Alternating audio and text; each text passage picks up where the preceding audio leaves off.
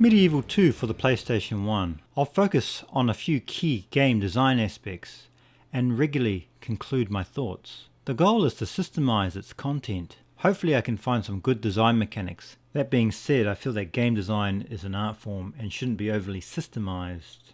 Doing this can reduce spontaneity, static versus dynamic, random or unexpected outcomes, but with constraints and limits. Let's put MediEvil 2 into perspective. MediEvil 2 came out more than 20 years ago, in the year 2000.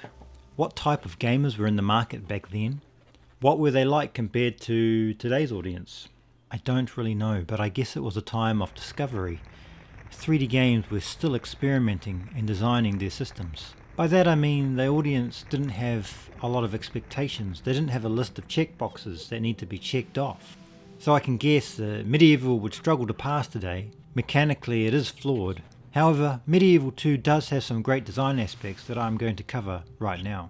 I'm going to look at 3 game pillars, 3 systems or layers that make the player keep playing, because that is essentially what you want to do, keep the player playing.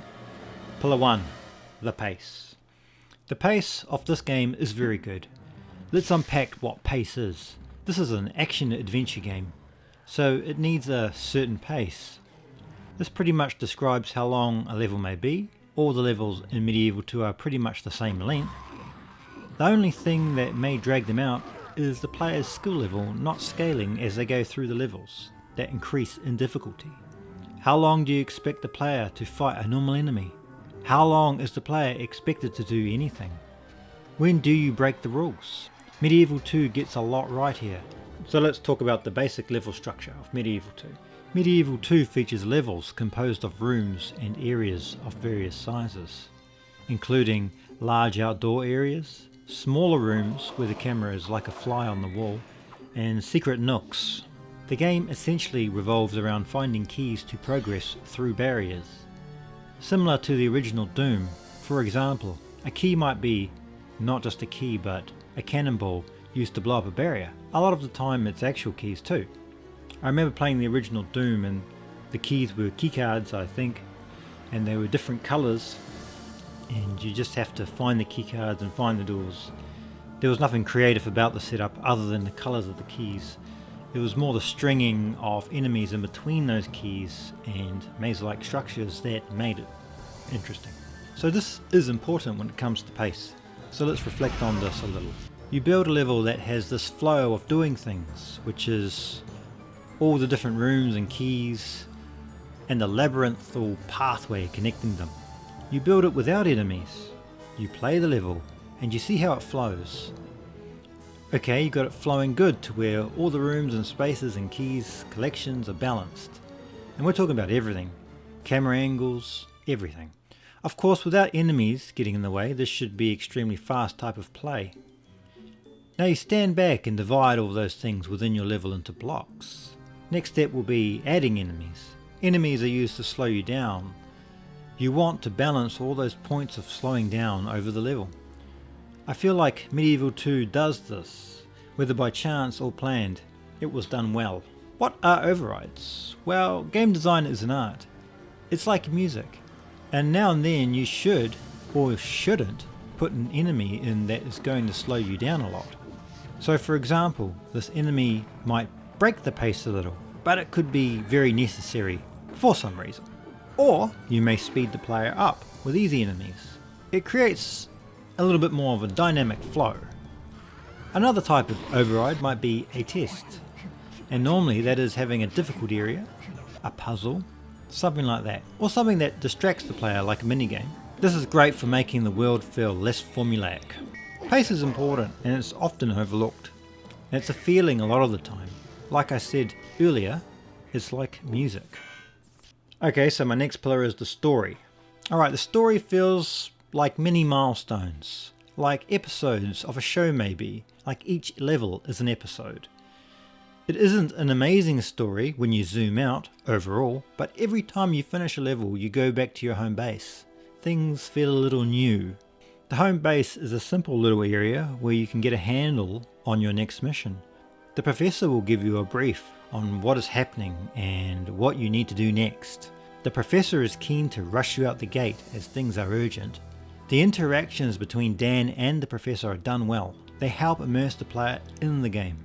Every dead soul in London is walking the streets, and a host of other demons have arrived to plague us. Here we go again. The professor will be spewing out something like information, while Dan just stands there and watches him, dumbfounded. Dan straight up is a likeable character and is almost a silent protagonist. He does talk, but it seems to be hard for him, so he only speaks when he absolutely needs to. A what?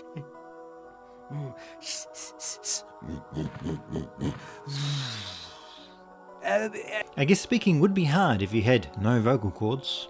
Now the story does just enough to keep you going through, and by that I mean it doesn't over-explain anything. It explains just the right amount and then you're on your way. This shows that it understands that it cannot break its momentum, going back to the pace thing. So the story is brief, and every time you go back to your base, expect the tempo of the storytelling to be the same, with little override. Little bits of story are placed in the levels themselves. They also follow the rules of the overall pace. While games don't need a story, it can enhance the experience. For example, the scene where Dan finds Kira in the tomb is very enjoyable. You forget that the graphics are old, and you just start enjoying what's happening. You watch it.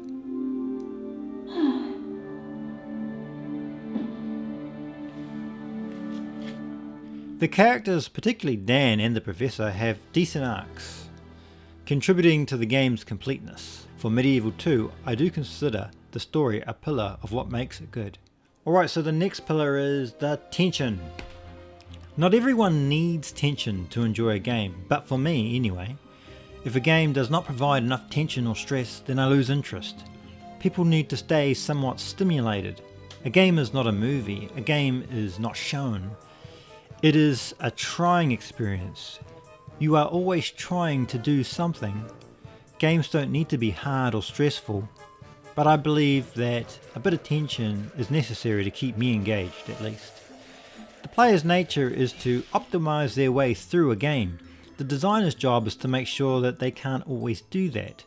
It is an invisible force between the two that exists, but it's not really known or understood. For example, when you play a game, you are essentially playing the person who made it. You are going against their force. So it's like a linking of the minds. You just don't know it. I'll call this the Force. So that's the Force, and it is a real thing in a video game. And the tension is a part of that because the developers or the creator is making something that you have to go through, and you can feel them making you go through it.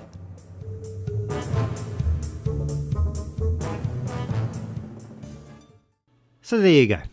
Alright, so that is my take of game design, why it is good. Do you agree with my 3 pillars? Do you have pillars to add? Do you disagree with my pillars? Comment below, I value your opinion. I would just like to say that this game has a lot of character and I really enjoyed it, and I think there's a gap in the market for something very similar.